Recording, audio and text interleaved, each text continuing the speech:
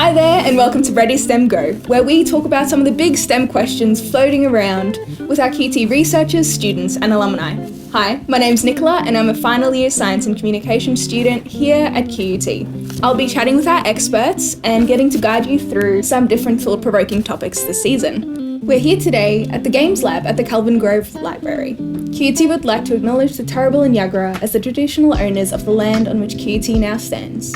We pay respect to their elders, laws, customs and creation spirits, and recognise that these places have always been places of teaching, research and learning. With me today is Hanna Ford Morgan. From researching the potential of game design for education to starting her own board game production and consultation company, Hanna has been enveloped in every aspect of the tabletop gaming world. Developing or assisting over 15 games that I know of, you've worked in between academic and corporate spaces. You've worn many different hats as you've explored the interaction between game design, data science, and STEM education. So today, we're going to be venturing into the question, how can tabletop games be used to teach data science? Welcome, Hanna. Thanks for having me. It's lovely to have you with us. So let's get into some deep dives. So what are some of the things that you're currently working on? So at the moment, I am turning some of the print and play STEM games that are made for the Centre of Data Science here at QUT into physical versions so that they can kind of go out to schools and people can, or students can play around and Sweet.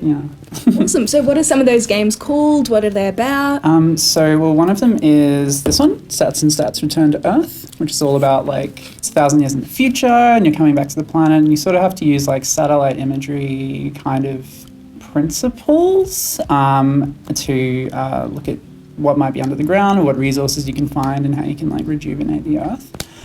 There's one called Biosphere 3, which is based on a real-life experiment called Biosphere 2, where they built a series of glass domes and filled it with all these different climate zones, and then tried to have a team of scientists live in there for 2 years without any, completely sealed off. And it didn't go very well in our real life. Ants took over everything apparently. And oh no! Yeah, that's so I was so in this one you're essentially creating a little ecosystem with carnivores and herbivores and plants and little microbiomes and trying to work together to have it function and last. And the other one that I'm working on is called Proceed to Gate, which is about airport queuing.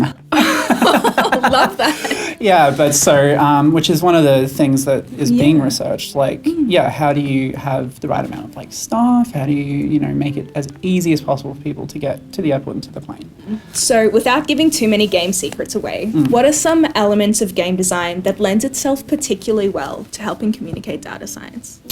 Data science is, I guess, about peering into and seeing the underlying kind of truth and interactions in how our world operates.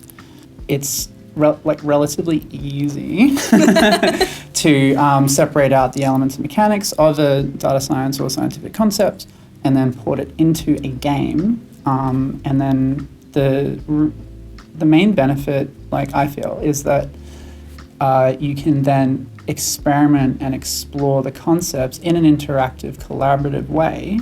And so my role has been to try and communicate more about the science projects. And in terms of Return to Earth, it's about satellite imagery and how you process that data and work out probabilities for what you might be able to find under the surface, and saves a lot of time and money. And players are essentially doing that over and over again in teams, but in a gamified way. So it's fun and satisfying, just like it is in real life. Exactly. Yeah. Exactly. So what has been some of your most meaningful or impactful games or projects that you've worked on, in your opinion? The most impactful one, I think, at least for me and for getting to this stage of having more games, was the virtual reef diver game that I made a while ago, which was about identifying different marine creatures, and it was based on this online version. And that went out to a lot of different schools, and thus far, we had about 1,500 copies of those that over the last few years have sort of gone out through various channels. Well, I know I actually have played the virtual reef diver game myself and got exposed to that before I met you. So I would say it's definitely made its way through some very different channels. So you can tell the difference between a hard coral and an algae now. Exactly. Yeah, great. Done my job. So what are some considerations in game design when students are your target audience? So all of the games that I've worked on here have been collaborations with scientists in various fields. And the process that I usually do is I interview them and I figure out what are the general mechanics of how the thing that you do work, what do you think is cool about it? And then I'll often try and focus on that cool part.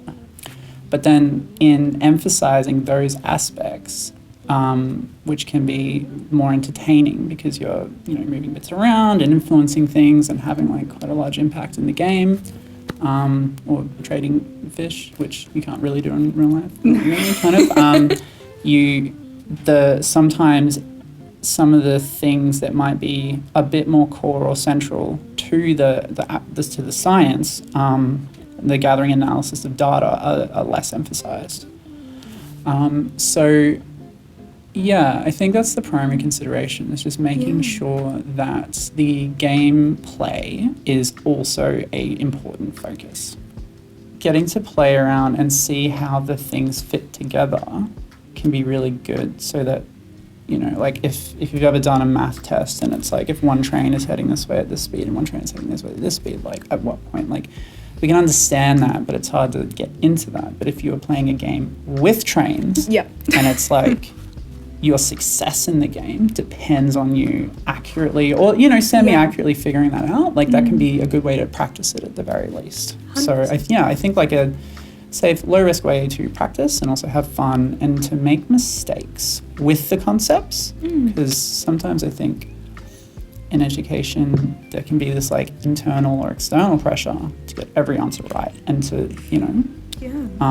but games can be a good way to show that sometimes there are multiple right answers or there are multiple ways to the right answer, and to just reinforce that concept, I guess. So you did a master's in theme tabletop game design. What were some of your key findings? Can you tell me about that project? Yes, so one of the key findings was that the way that you adapt a game or create a game from the ground up is really quite important to how effective it is at communicating concepts. So board games, the primary findings, I think there were 5, was that they're a portable, low-cost way to get concepts out to places that might not have access to that. So I think we often assume that if you're living in the city and that there's iPads and internet and computers and all this kind of stuff and electricity and things like that, but that isn't the case for everyone around the world. And so as a accompaniment to digital educational tools, board games can be really good for that. And also you can take it home and show your family and things like that. So that's a good thing. Second is that they are effective at the very least at raising awareness of different concepts of data science. And there are a couple more that I'm just blanking on, but I submitted my master's 3 weeks ago. Exciting. Yes, so I'm waiting to hear back, and I'll be able to reconfirm what those things are when I personally get it back. Yeah, exactly. Because as part of your master's, I saw you made a website, The Bridge. Can you walk us through what that's finding number 4. Ooh. That there's best practice out there for creating games, but it's still developing. And in terms of finding centralized easy to navigate UI systems for interacting with that knowledge and creating the games is something that, there's an opportunity there for further development of those tools to facilitate the creation of these kind of games. So what have been some of the learning curves or challenges in your career journey? Oh my goodness. Learning to be a researcher was a significant challenge that I received a lot of support through my faculty advisors and supervisors and just peers here at QT. And I think, it's probably the answer for everyone, but COVID was nuts because in a business I was running at the time, there was a shipping delay because the port was closed and $300,000 worth of stock arrived 4 months late.